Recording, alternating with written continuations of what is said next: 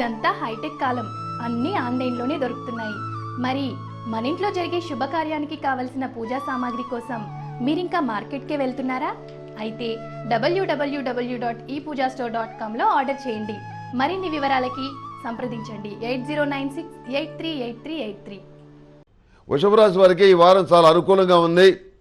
నూతన పెట్టుబడులు పెట్టినటువంటి వ్యాపారాలు ఏవైతే ఉన్నాయో అవి బ్రహ్మాండంగా నడుస్తాయి. అందులో ఏమీ కూడా మీరు సంకోచించాల్సిన పని లేదు.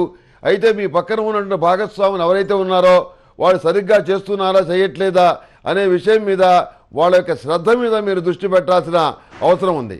ఇక్కడ శ్రద్ధ వ్యాపారం మీద కాదు, భాగస్వాములు చేస్తున్న కార్యక్రమాల మీద మీరు శ్రద్ధ పెట్టి వాళ్ళు ఏం చేస్తున్నారో మీరు గమనించగలిగితే మీకు అనుకూలమైన పరిణామాలు సంప్రాప్తిస్తాయి. సమాజంలో మంచి పలుకుబడి ఉన్నవాళ్ళు, సమాజంలో ఏదైనా చేయగలిగిన స్థితిలో ఉన్నవాళ్ళు, అధికారంలో ఉన్నవాళ్ళు, రాజకీయ నాయకులు, అధికారులు, పలుకుబడి కలిగిన వ్యక్తులు వీళ్ళు ఎవరైతే ఉన్నారో వీళ్ళందరూ కూడాను మీ వ్యాపార విషయాలకు సహకరిస్తారు. వాళ్ళు కూడా భాగస్వాములు అవుతారు. మీరు అనుకోనంతటువంటి ఊహించినటువంటి మహత్తరమైనటువంటి శుభం చేకూరుతుంది. మరిన్ని లాభాలు మీకు చేకూరుతాయి. మానసికమైనటువంటి సంతోషం కలుగుతుంది. పంచమ స్థానంలో ఉన్నటువంటి గురువు యొక్క ఫలితం ఏంటంటే మీకు మంచి ఆలోచనల్ని వచ్చే విధంగా చేస్తాడు. మీకు మంచి ఆలోచనలు వచ్చినా కానీ అవి సక్రమంగా అమలయ్యే విధంగా కూడా చేయగలుగుతాడు. వివాహాది శుభకార్యాల విషయంలో మీరు అనుకున్నటువంటి కార్యక్రమాలు ఏవైతే ఉన్నాయో వాటిని బ్రహ్మాండంగా నెరవేర్చగలుగుతారు. చక్కటి పెళ్లి సంబంధం కుదురుతుంది. ఇంట్లో వాళ్ళకి బయట వాళ్ళకి మీకు కూడాను అందరికీ ఆనందం కలుగుతుంది. ఈ విషయంలో ఏమాత్రం సందేహం లేదు.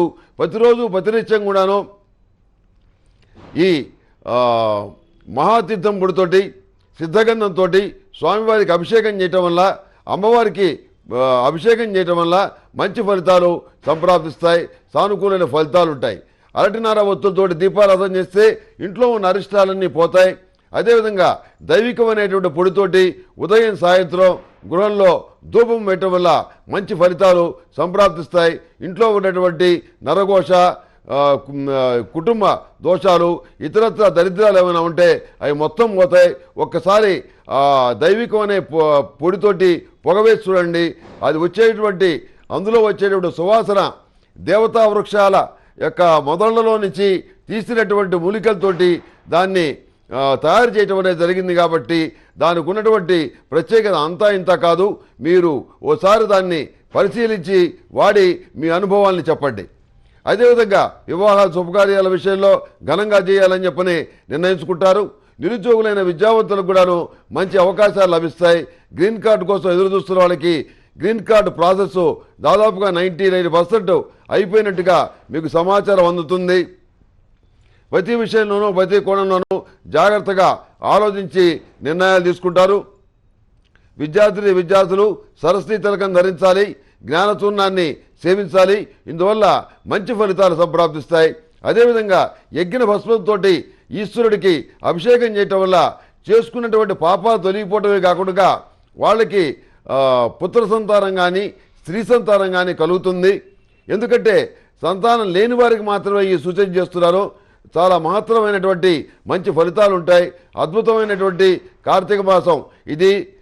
దామోదరుడికి సంబంధించినటువంటి మాసం, అంటే శివకేశవులు ఇద్దరికి సంబంధించినటువంటి మాసం అన్నమాట.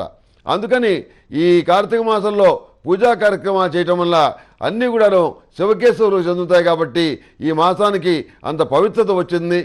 కార్తీక మాసం అంటే చన్నీళ్లు, స్నానం, కార్తీక మాసం అంటే అభిషేకాలు, కార్తీక మాసం అంటే కార్తీక దీపం. ఇలా ఈ కార్తీక మాసానికి ఉన్నటువంటి ప్రత్యేకతలు మరి ఏ మాసానికి లేవు. ఏ దీక్షలు తీసుకున్నా ఈ కార్తీక మాసంలోనే తీసుకుంటారు. ఈ అయ్యప్ప స్వామి దీక్షలు కానివ్వండి, శివ దీక్షలు కానివ్వండి, ఏమైనా కానీ ఏ దీక్షలైనా కానీ ఈ కార్తీక మాసంలో తీసుకోవడం అనేది జరుగుతుంది. ఎందుకంటే ఈ మాసానికి కూడా ప్రత్యేకత అది. మీరు పరమేశ్వరుని ఉద్దేశించి పరమేశ్వరుడు యొక్క అనుగ్రహం కోసం మనం చేసేటటువంటి రుద్రహోమం కానీ, రుద్రభాస్మత హోమం కానీ, అమృత భాస్మత హోమం కానీ ఇవన్నీ కూడాను 1కి 1,00,000 రెట్లు ఫలితాలను ఇస్తాయని శాస్త్రాలు చెప్తున్నాయి. ప్రతిరోజు కూడాను మహాతీర్థం పొడితోటి స్వామివారికి అభిషేకం చేయండి. అదేవిధంగా సుమంగళి పసుపుతోటి అభిషేకం చేయటం వల్ల, పూజల్లో ఉపయోగించడం వల్ల మరింత మంచి ఫలితాలు సంప్రాప్తిస్తాయి. అందులో ఎలాంటి సందేహము కూడా లేదు. ఈ వృషభ రాశి వారికి మెరూన్ కలర్ బాగుంటుంది. అదృష్ట సంఖ్య 7. ఏదైనా పని మీద వెళ్ళేటప్పుడు బుధవారం నాడు కానీ గురువారం నాడు కానీ బయలుదేరి వెళ్ళండి. సానుకూలమైన ఫలితాలు సంప్రాప్తిస్తాయి.